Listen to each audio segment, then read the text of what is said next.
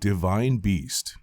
First reaching the TCG in 2011, Divine Beast is the rarest monster type in all of Yu-Gi-Oh! To date, there are only 5 Divine Beast monsters, all 3 of the original Egyptian god cards plus the 2 retrains of the Winged Dragon of Ra, Immortal Phoenix, and Sphere Mode. Divine Beast monsters are all level 10 monsters of the Divine attribute, which only appears on these monsters, and most require 3 tributes instead of 2 in order to be summoned.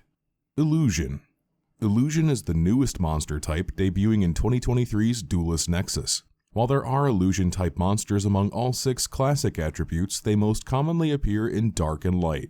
Illusion monsters are a callback to the earliest chapters of the Yu-Gi-Oh! Manga, where Illusion was one of the 4 magic alignments, the others being Dark Magic, White Magic, and Demon Magic. These alignments were the precursors of the 7 attributes we know today. Numerous monsters of this type bear the Eye of Anubis, also called the Millennium symbol, somewhere in their design. However, this isn't universal.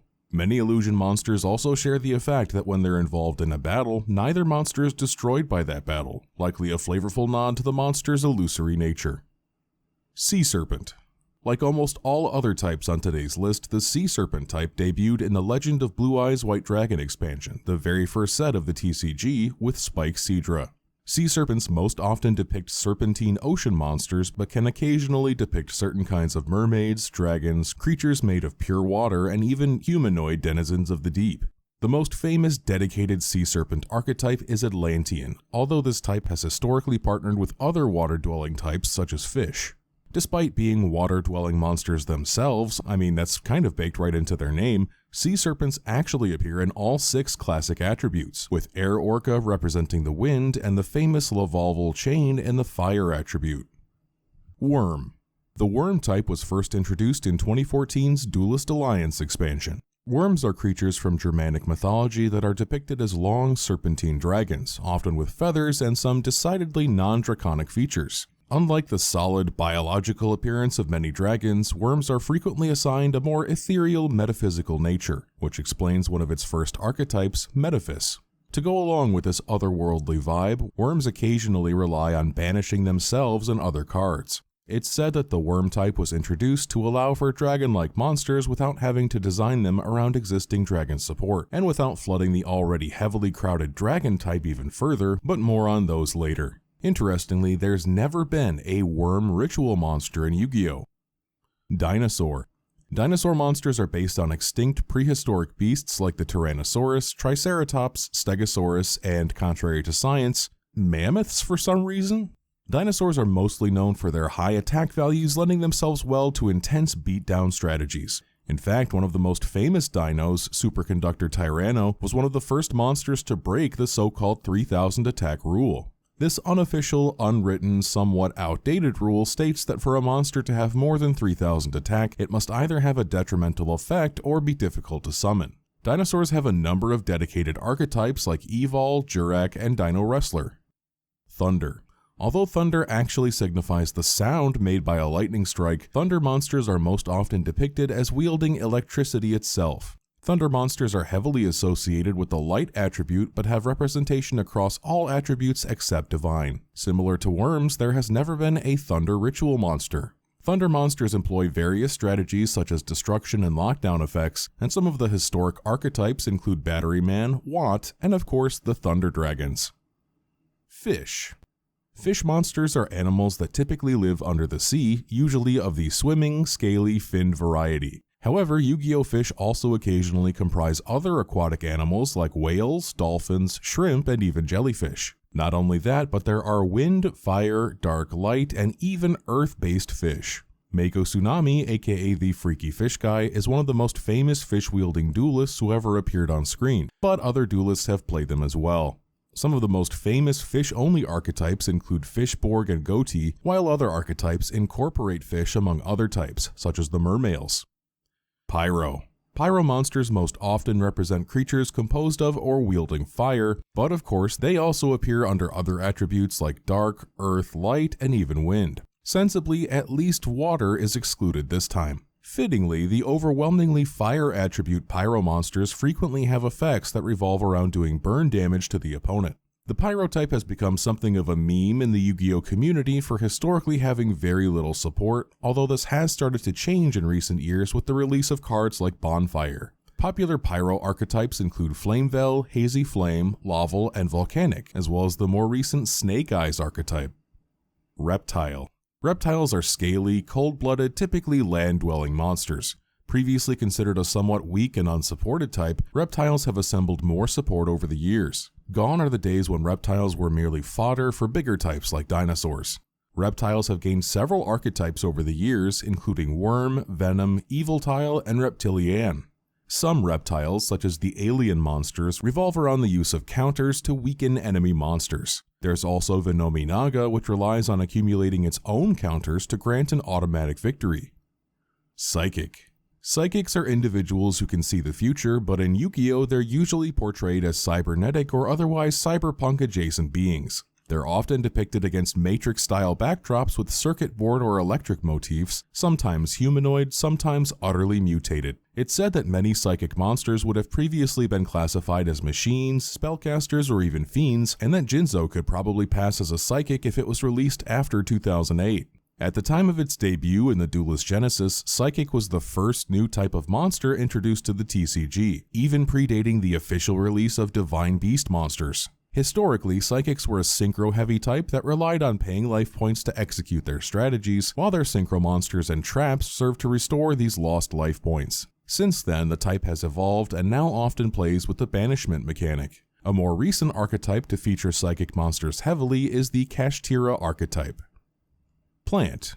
Plants are usually stationary, typically green organisms that create energy through photosynthesis. Plant monsters are known for swarming the field and for their regeneration potential. Synonymous with nature, plant monsters often have synergy with insect-type monsters. Plant monsters primarily appear in the Earth attribute, of course, but also in others, including, ironically, Fire, with staples like Lonefire Blossom. Thanks to their ability to swarm the field, plants are one of the best suited types for generating materials for link summons, and this supports link-based plant archetypes like the Sun Avalon monsters. Other archetypes include the well-known Aroma, Rika, and Predaplants, as well as mixed archetypes like Naturia and Traptrix.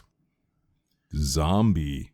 Zombie is a monster type consisting of various forms of the undead, be they traditional resurrected corpses, skeletons, mummies, or more tangentially related creatures like vampires or even ghosts. Some zombies even represent Japanese yokai or organisms that have been infected by a zombie plague.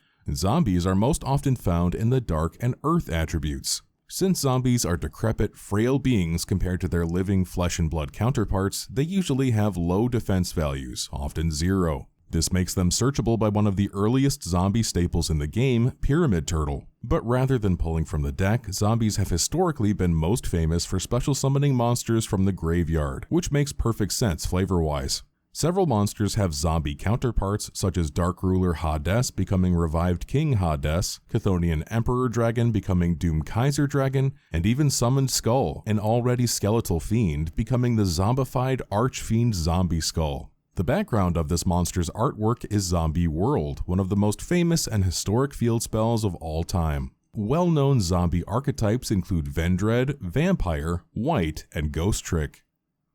Beast Warrior. The Beast Warrior type encompasses a large swath of monsters in Yu-Gi-Oh!, historically depicting a part humanoid, part animal creature such as the classic Battle Ox. However, Beast Warriors can also be mythological creatures such as centaurs in the case of Chiron the Mage, the Cyclops Hitatsumi Giant, or werewolves such as Gene-Warped Warwolf. There are also more human-like monsters that possess an animal theme of sorts. Just take the Fire Fist archetype as a prime example. Despite appearing in all 6 attributes, Beast Warriors are most frequently found in Earth and Fire. Their effects often revolve around destruction or gaining some sort of advantage during battle, like Enraged Battleox or Xarian Universe gaining Trample. Or, sorry, I've got Yu-Gi-Oh! To Magic the Gathering on the brain, and also in this playlist of videos for you to check out. What I meant to say is that these monsters inflict piercing battle damage, which is kind of Yu-Gi-Oh!'s version of Trample from MTG. In keeping with their wild nature, Beast Warriors are often lumped together with beasts and winged beasts, and less often with warriors. Famous Beast Warrior archetypes include Gladiator Beasts, Lunalites, and Zodiacs. Rock. Rock-type monsters are the living manifestation of the Earth attribute. These creatures are typically made of stone, but can also be made of dust, sand, minerals, or even partially composed of crystals, such as with the monster Gem Elephant. Some of the earliest examples of rock monsters in the game were golems or other similar elemental incarnations, and rock monsters historically have been known for their very high defense values and effects gained from being in defense mode. One early rock strategy involved flipping face-down defense mode rock monsters face up for various flip effects and then flipping them face down again. One of the earliest rock boss monsters, Exod, Master of the Guard, had an effect that synergized well with these rock flippers, inflicting 1000 points of burn damage each time an earth monster was flip summoned. Since the olden days, however, rock monsters have diversified significantly, and the type now includes more humanoid beings like some of the Gem Knights to the later entirely human-looking Adamancipator archetype. Nowadays, rock strategies often include milling cards to the graveyard to access other effects, which has become increasingly common among numerous monster types as the graveyard has become more of a second hand of sorts. Other famous rock archetypes include the Fossils, Magnet and Magna Warriors, Gorgonics, as well as mixed archetypes like Chronomalies and Kawaki Merus. Aqua. Aqua is synonymous with the water element and embodies the water attribute, and it obviously encompasses creatures that are made of H2O, be they liquid like humanoid slime or solid like freezing beast. However, aqua monsters can also be aquatic animals that aren't fish or sea serpents, such as penguins, turtles, or toads. Similar to the Pyro type, the Aqua type additionally houses monsters that simply wield elemental water-based powers, like Mobius the Frost Monarch or Maiden of the Aqua. The vast majority of aqua monsters are of course water attribute, but they can be found in all other attributes as well. Did you know there's not just 1, not 2, not 3, but 12 fire attribute aqua monsters? It helps that crabs are lumped in under the aqua type, I guess. Given water's inherent adaptability and tendency to flow, aqua strategies are incredibly diverse, including control playstyles like changing battle positions and forcing your opponent to discard, to recursion abilities that help aqua decks reuse resources. Famous aqua archetypes include frogs, toads, paleozoics, and gradles, as well as mixed archetypes like gishkis, slimes, mermales, and the infamous tearlaments. Insect. The word insect typically refers to six-legged arthropods with segmented bodies, jointed legs, and exoskeletons. However, in Yu-Gi-Oh!, insect refers to all manner of creepy crawlies, from ants and bees to centipedes and even spiders. Insects are an incredibly versatile typing in Yu-Gi-Oh! That supports numerous different strategies, but their claim to fame has historically been the ability to swarm the field fast in large numbers. Insects are also known to synergize with plant-type monsters given their close association in nature. Insect monsters are most commonly found in the earth and wind attributes. Insect boss monsters date way back to the original Duel Monsters anime with bug duelist Weevil Underwood, who used the Great Moth series of cards. While Great Moth is the imperfect version of this evolution line, Perfectly Ultimate Great Moth was considered the pinnacle, a giant beatstick that could knock out even the likes of Blue Eyes White Dragon. Other insect monsters that have received notoriety over the years include Man-Eater Bug, Needleworm, Chainsaw Insect, Doomdozer, and Max C. Prominent archetypes include Spider, Bee Trooper, Insector, and the mixed Traptrix archetype. Cyberse. One of the comparatively recent types to debut in the TCG, Cyberse monsters were first released in 2017 with the Vrains anime and have been an important part of the game ever since. Cyberse monsters are beings that inhabit cyberspace and are often depicted with digital or cyber motifs similar to some machines or psychics. Many of the humanoid Cyberse monsters have an aesthetic heavily inspired by the Tron franchise, such as IP Masquerena. Cyberse monsters are one of the only types to be almost completely synonymous with a summoning mechanic, that of link summoning, as they first appeared at the same time this new rule was introduced. As a result, the earliest Cyberse strategies centered on swarming the field with weak monsters and using those to link summon or link off into stronger and stronger monsters through the new mechanic. Some of the most iconic Link monsters include Bitron, Firewall Dragon, Salamangreat Almirage, Topologic Gumblar Dragon, and Access Code Talker. Link archetypes include At-Ignister, Backup, Mathmech, and Marincess. Winged Beast. Winged beast monsters represent flying creatures typically of the avian variety like birds, but additionally including winged mammals like bats. This type also includes feathered humanoids like the harpy archetype of monsters. The winged beast typing is synonymous with the wind attribute, depicting creatures soaring high in the sky and wielding the power of air. The type's flavor identity can perhaps best be exemplified by the effect monster Wind Effigy, which is composed of a whirlwind culminating in feathers, and this monster can be counted as 2 tributes for a wind normal monster summon. Good luck with that. Winged Beast strategies have historically focused on bounce effects, or in other words, returning cards from the field to the hand, typically your opponent's. These effects primarily focused on returning back row cards to the hand as well. There are Winged Beast monsters in all 6 attributes, but aside from Wind, they're most commonly dark monsters. Indeed, one of the most successful Winged Beast archetypes of all time was the Blackwing archetype. Some notable Winged Beast monsters over the years have included Dark Simorgh, DD Crow, Sacred Phoenix of Nephthys, and Raid Raptor Ultimate Falcon. Some of the most famous Winged Beast archetypes include Blackwing, Harpy, Raid Raptor, and Lyrilusk. Beast. Beasts comprise a broad array of monsters modeled after wild animals such as cats, dogs, rabbits, monkeys, and even unicorns. Beast monsters can also include particularly ugly monsters like the Ojamas, even though they have no readily apparent connection to wildlife. Beast monsters are most frequently of the Earth attribute, but appear in light and fire a good amount as well. Due to their diverse flavor ranging from woodland critters to mythical creatures, beasts aren't particularly known for any one overarching strategy like some other types, although it could be said that they often have effects centering around gaining some type of advantage during the battle phase. This would be something they have in common with the Beast Warrior type, which makes sense. Rather than being a strictly archetype-based monster type, many beasts have historically been known for their inherent splashability, or their ability to be included in a variety of decks. Splashable beast favorites have included Nimble Momonga, favored for its life point gaining and special summoning, Rescue Rabbit for its ability to enable extra deck plays via special summoning 2 level 4 monsters, or Naturia Beast for its ability to lock down your opponent's use of spell cards, although this lattermost monster later received an erratum. Fairy.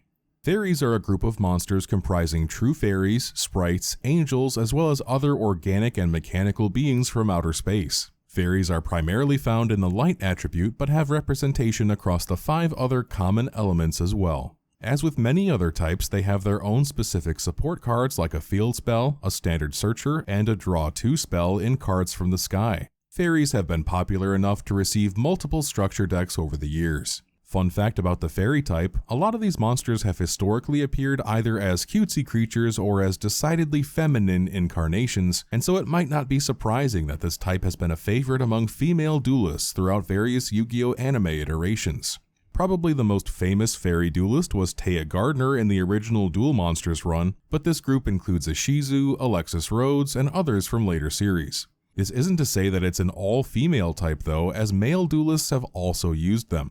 In the original Duel Monsters anime, Siegfried von Schroeder used the Valkyrie monsters, and male duelists in other series have used fairies as well. The fairy type has been used to depict various mythological and religious beings, from Roman and Norse deities to Lucifer to manifestations of the major arcana. Some notable fairy archetypes have included the Agents, Time Lords, Trickstars, Valkyries, Fluffles, Dark Lords, and Artifacts, to name only a few of many. Spellcaster. Spellcaster is a catch-all term used in Yu-Gi-Oh! To describe any being that wields magic. This includes your typical wizards and mages, as well as witches, magicians, prophets, and even magical dolls. Spellcasters are among the most diverse and versatile groups of monsters in the game, with many of their effects and strategies synergizing well with, you guessed it, spell cards. More specifically, spellcasters are most likely to make use of the spell counter mechanic to execute various effects. The vast majority of spellcasters are either light or dark, but of course can be found in all 6 main attributes. Did you know that most of the main protagonists in the Yu-Gi-Oh! Anime series use spellcasters somewhere in their decks? Undoubtedly the most widely known example is Yugi and his ace monster Dark Magician. The only main protagonist not to use any spellcasters was Playmaker in the Yu-Gi-Oh! Reigns anime, as his deck consisted of Cyberse monsters. However, his monsters Cyberse Wizard, Cyberse Witch, and Cyberse Magician were all clearly heavily inspired by spellcasters. Spellcasters have enabled the development of various strategies throughout the meta's history, such as a basic Dark Magician beatdown strategy relying on high attack spellcasters, Spell Burn using Dark Eradicator Warlock's effect to inflict 1,000 burn damage every time a normal spell is activated, and the more complex Spellcaster Lockdown strategy. One popular old-school strat involved two of the most beloved OG spellcasters, Exodia and Royal Magical Library, focusing on amassing spell counters on the latter to draw more and more cards until all 5 pieces of Exodia could be assembled. Aside from this instant win legend, other famous spellcaster archetypes have included the Dark Magicians, Altergeists, Perform Mages, Magician Girls, Gravekeepers, Shaddolls, and Charmers, among numerous others. Dragon. Dragons are mythological creatures usually depicted as reptilian or serpentine beasts of great power and ferocity. Often capable of breathing fire, dragons are typically, but not always, depicted as having 4 legs, a long tail, an extended neck, and bat-like wings allowing them to fly. Despite being 4-legged, many dragons are depicted as being bipedal, and some are even capable of wielding swords. Dragons are symbolic of chaos and destruction, and this is one of the overall strongest monster types in the entire game. In fact, dragons tend to be some of the strongest boss monsters Yu-Gi-Oh! Has ever seen, as they are known for their exceedingly high attack power. Blue Eyes White Dragon, arguably the most iconic dragon in the franchise, has the highest attack of any normal monster in the game, while the fusion of 3 of them, Blue Eyes Ultimate Dragon, is the vanilla fusion monster with the highest attack as well. Dragons have historically been the type of choice for many anime rival ace monsters. Seto Kaiba obviously had his blue eyes, but Chaz Princeton made use of the armed dragons, and Jack Atlas used Red Dragon Archfiend as well. Dragons can be found among all attributes except Divine, but only rarely in Earth and Water. Dragons are popular enough to have received numerous structure decks over the years. Interestingly, many dragons serve as the boss monsters of even non-dragon focused archetypes. Light Sworns have Judgment Dragon, the Ice Barrier archetype has Trishula, Dragon of the Ice Barrier, and Crystal Beasts have Rainbow Dragon, for some examples. Notable dragon strategies over the years have included the level dragon decks that focused on leveling up Armed Dragon and Horus the Black Flame Dragon by protecting them from traps with Jinzo or Royal Decree, dragon fusion decks that revolved around quickly summoning high-attack dragon fusion monsters, and the dragon revival strategy specifically geared towards spamming out high-level normal dragons from the graveyard. Dragons have had an extensive number of archetypes since the game's inception, including Blue Eyes, Hieratic, Dragon Maid, Dragon Ruler, Boral, and the Signer dragons. Fiend. Fiend, known as Demon in Japanese, is the monster type most synonymous with the dark attribute. Fiend-type monsters appear as demons, devils, evil spirits, and other diabolical denizens of the underworld. Fittingly, there are 10 times as many Dark Fiends as there are Fiends of all other attributes combined, although they do appear in all 6 of the regular ones, even, interestingly, the Light attribute. Despite Fiends as a type generally being synonymous with evil, some anime protagonists do use a few in their decks, although they're often of the more cuddly variety. Aside from that though, Fiends are often wielded as a main deck focus of main or minor antagonists like Bakura, Merrick, and Panic, among others. In terms of strategy, Fiends often rely on a fright factor, either having high attack strength, destruction effects, or forcing an opponent to mill cards from their deck. Otherwise, similar to demons in Magic the Gathering, many Fiends offer extraordinary power with punishing drawbacks. Fiends got their own structure deck in the form of Gates of the Underworld, which focused on Dark World monsters. Fiends have been used to depict many creatures from mythology and literature, from djinns and genies to characters from Dante's Inferno and even evil incarnations of the Egyptian god cards. Some of the most famous Fiend-focused archetypes have included Archfiend, Steel Swarm, Infernoid, Tindangle, Dark World, and Edge Imp, but there are of course many others. Machine. Machines are a broad category of monsters encompassing robots, androids, and cyborgs, as well as vehicles, spaceships, and basically any mechanized object or automaton. While finding representation in all 6 attributes, machines are almost always earth, light, or dark. Like a few other types, machines are frequently used in beatdown strategies for their high attack values, and machine-type monsters have some of the highest attack values among monster types. In fact, there are only 13 monsters in the game with 5,000 attack points, and 4 of them are machines. Machines can also increase their battle power with unique attack doubling cards like Power Bond and Limiter Removal, which have both seen extensive play among machine duelists. This type has gotten a number of structure decks over the years, including Machine Revolt, Machina Mayhem, Cyber Dragon Revolution, and the Geargia Rampage structure deck. Machines are versatile enough flavor-wise to be used by both villains and heroes throughout the various anime series, such as Yugi, Bandit Keith, Cyrus and Zane Truesdale, Crowler, and others. Some of the most notable machine archetypes from Yu-Gi-Oh's history include Cyber Dragon, Klee, Gadget, Gimmick Puppet, Ally of Justice, Jinzo, Morphtronic, Cyber Dark, Orchist, and you get the idea. Warrior. Warrior is perhaps the most diverse typing in all of Yu-Gi-Oh! Warriors can be anything from knights and soldiers to ninjas, assassins, samurais, archers, and even boxers. Warrior is also the stand-in type for most human monsters, roughly analogous to the human creature type in Magic the Gathering, for example. Warriors can be found in the 6 main attributes, but like machines, are typically earth, light, or dark. Warriors have gotten several structure decks over the years, such as Warriors Triumph, Warriors Strike, Samurai Warlords, and Hero Strike. Warriors are such a diverse group of monsters that they've supported several strategies and playstyles in the game's history, including Warrior Swarm, designed to protect your field with 2 marauding captains until you can spam out enough warrior monsters, the Warrior Toolbox deck, which sought to search out a warrior monster as an answer to any card your opponent might play, and Warrior Equip decks built around boosting warriors with various equipped spell cards, which are plentiful for this type. Numerous warriors have been used by many protagonists and supporting characters throughout the anime's history, including Yugi, Joey, Jaden with his elemental hero and masked hero monsters, Yusei, Yuma, and others. Popular warrior-heavy archetypes have included Noble Knight, Amazoness, Mech Knight, Ninja, Phantom Knight, Yue, Infernoble Knight, Goki, Teller Knight, Six Samurai, Element Saber, Hero, and many, many more. Interestingly, Warrior is the most common monster type in all of Yu-Gi-Oh!, just like Human is the most common Magic the Gathering creature type. I think it says something about us as a species that even in 2 different card games from opposite sides of the world, the art we end up creating most of all is us.